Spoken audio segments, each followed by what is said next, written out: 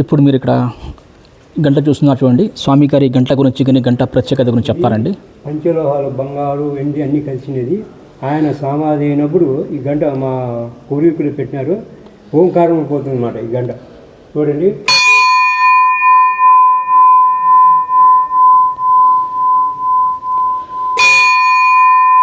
ఇచ్చేందుకు కూడా ఓంకారం ఉంటుంది. అంటే ఇప్పుడు ఆ చేయలేరు కూడా ఈ భక్తాలని ఇది శబ్దం రావాలి. ఇది అది పూర్వం పెద్దోళ్ళు చేసినది కాబట్టి భక్తులు అన్నమాట. ఓంకారం నిలిచిపోయేంత వరకు ఓంకారం ఉంటుంది. మీరు ఇప్పుడు వినిపించిందండి మీకు స్వామి గారి కొట్టినటువంటి గంటలో ఓంకారం వస్తుందండి శబ్దం అండి. అది ఆ గంట ప్రత్యేకత అంటే యాక్చువల్లీ పంచలోహాలు అండి. అది ఎక్కడే లేవండి, ఈ ప్రపంచంలో ఎక్కడేం లేదండి ఆ గంట.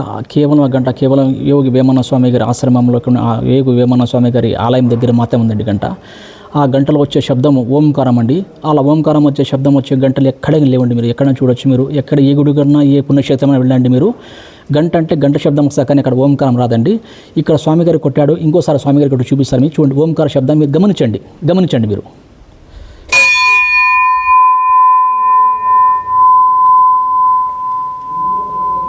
ఆ గంటలో నుంచి ఓంకారనాదం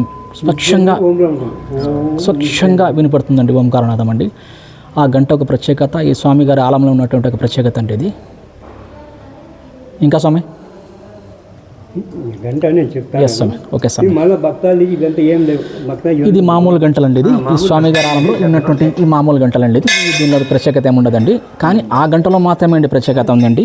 భక్తులు చేసిండే విధాయకం కాబట్టి అది ఇది పంచలోహాలు బంగారు ఎండి అన్ని పంచలోహాల్లో గంట అండి. ఇది మీరు చూడొచ్చండి. బాగా ఇది క్లియర్ స్వచ్ఛంగా చూపిస్తున్నాండి మీకు. ఇది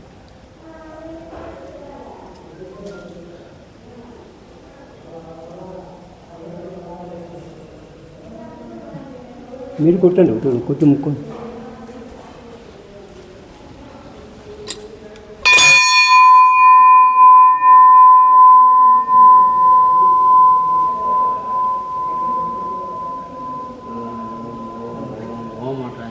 వినపడుతుందండి మీకు ఓంకారనాదం అండి. దీనిలో స్పష్టంగా వస్తుందండి. ఇక్కడ ఈ గంటలో మనం గంట కొట్టిన మరక్షణ ఓంకారనాదం అనేది చాలా స్పష్టంగా వస్తుందండి. ఇది ఇక్కడ ఇది స్వామి గారి ఆలయం అండి. ఇది స్వామి గారి ఆలయం. ఇది ఎవరన్నా దర్శించుకుంటే స్వామి గారి భక్తాలను ఎవరన్నా స్వామి ఆలయాన్ని దర్శించుకోండి. స్వామి గారు ఇప్పుడే వద్దు స్వామి, జస్ట్ ఇప్పుడే స్వామి గారు బ్లాక్ చేశారండి. అది మనం ఇంతకుముందు చూపించాము స్వచ్ఛంగా ఎందుకండి.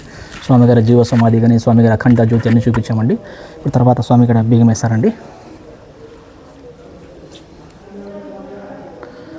ఈ స్వామి గారి వారసులు అండి, యాక్చువల్లీ వంశాకులు అండి స్వామి గారు. అలాగే ఇక్కడ ఉన్నటువంటి గుడికి స్వామి గారి పీఠాధిపతులు కూడా అండి.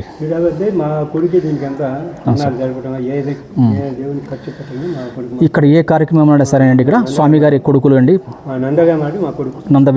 నందవేమారెడ్డి అనేసి స్వామి గారు అండి. ఇక్కడ మొత్తం చేస్తారండి. ఇక్కడ స్వామి గారు కూడా ఇక్కడ ఉన్నటువంటి స్వామి గారి ఆజ్ఞిస్తాడు. మా కొడుకు ఆజ్ఞ ప్రకారం చెప్తాడు. స్వామి గారి కొడుకు ఆజ్ఞిస్తే ఆజ్ఞ ప్రకారంగా స్వామి ఆజ్ఞిస్తారండి. ఇక్కడ ఏం చేయాలి ఏం చేయకూడదు అనేది స్వామి ఆజ్ఞ ఉంటుందండి. స్వయంగా ఇక్కడ ఏది ఎవరు చేయరండి. ఇక్కడ గుళ్ళో మాత్రం ప్రతి ఒక్కటి స్వామి గారి ఆజ్ఞ అవుతుంది. స్వామి గారి ఆజ్ఞ మేరకు ఇక్కడ ఏం చేయాలన్నా కానీ ఏ మార్పు చేర్పులు కానీ ఎక్కడ కానీ ఏం చేయాలని చేస్తారండి. ఏ పుణ్యకార్యం కానీ ఏ పూజలు కానీ ఏ కార్యక్రమాన్ని కూడా స్వామి గారి ఆజ్ఞ అయిన తర్వాతనే ఆ కార్యక్రమాలు ఇక్కడ మళ్ళీ స్వామి గారి పీఠాధిపతులు ఇక్కడ తర్వాత స్వామి గారి కొడుకులు ఉన్నారండి. వాళ్ళ ఆధ్వర్యంలో పనులు జరుగుతాయండి ఇక్కడ ఏమన్నా కానీ. ఓకే స్వామి, థ్యాంక్ యూ స్వామి. ఉంటా స్వామి, నమస్తే స్వామి.